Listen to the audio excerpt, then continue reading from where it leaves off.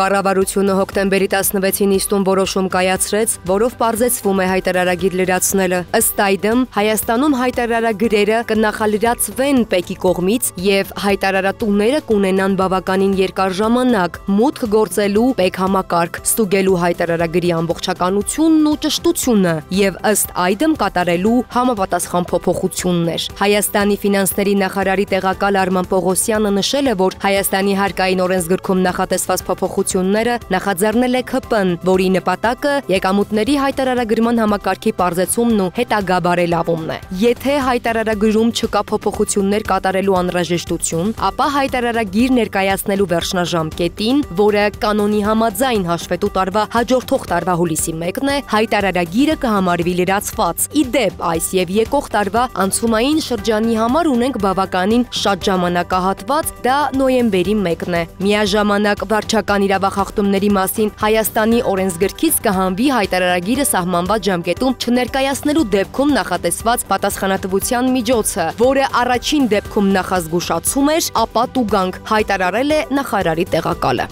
Կառավարության նիստում արդարադատության նախարար Սրփուհի Գալյանը ներկայացրեց ֆիզիկական եւ իրավական անձանց էլեկտրոնային ծանոթությունների համակարգի ներդրման մասին օրենսդրական փաթեթը։ Նախարարը նշեց, որ նախագծով ստեղծվում է ամբողջական եւ փուլային մեխանիզմ, որը կապահովի, որ յուրաքանչյուր անձ համարվի պատշաճ ծանուցված, անկախ այն հանգամանքից ծանուցումը փաստացի ստացել է թե ոչ։ Ֆիզիկական անձանց համար գործելու է էլեկտրոնային հարթակ, որտեղ մուտք կիրականացվի խիստ նույնականացման միջոցով։ Եթե անձը մուտք գործի հարթակ, ապա համարվելու է ծանուցված։ Եթե 3 օրվա ընթացքում մուտք չկատարի, ծանուցումը ավտոմատ կերպով կհասցվի հիբրիդային փոստով, անձի հաշվառման հասցեով։ Եթե դա եւս չհասցվի կամ անձը հրաժարվի ստանալ նամակը, ծանուցումը կհրապարակվի azdarar.am կայքում եւ տեղադրվելուց 7 օր անց անձը համարվելու է պատշաճ ծանուցված։ Ներկայացրեց Գալյանը, նախարարը նշեց, որ իրավաբանական անձանց եւ անհատ ձեռնարկատերերի համար ծանուցման հարթակ է ընտրվել պետական եկամուտների կոմիտեի էլեկտրոնային հաշվետվությունների համակարգը, որտեղ նրանք ստանալու են ծանուցումներ ոչ միայն ՊԵԿ-ից,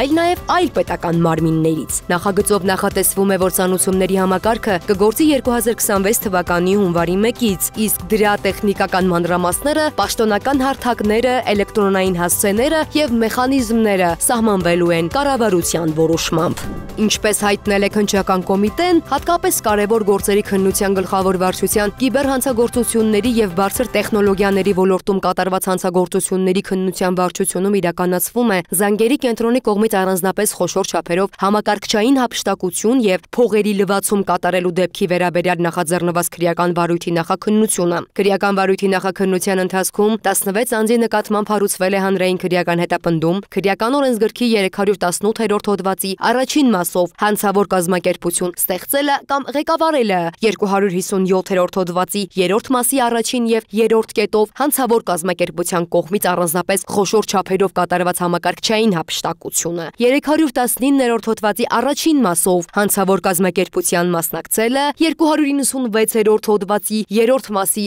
առաջին եւ 3-րդ կետերով հանցավոր կազմակերպության կողմից առանձնապես խոշոր չափերով փողերի լվացումը, հանցավոր ծագում ունեցող 205 միլիոն դրամից բացի պետական բյուջեը վերականգնվել եւս 425 միլիոն դրամ։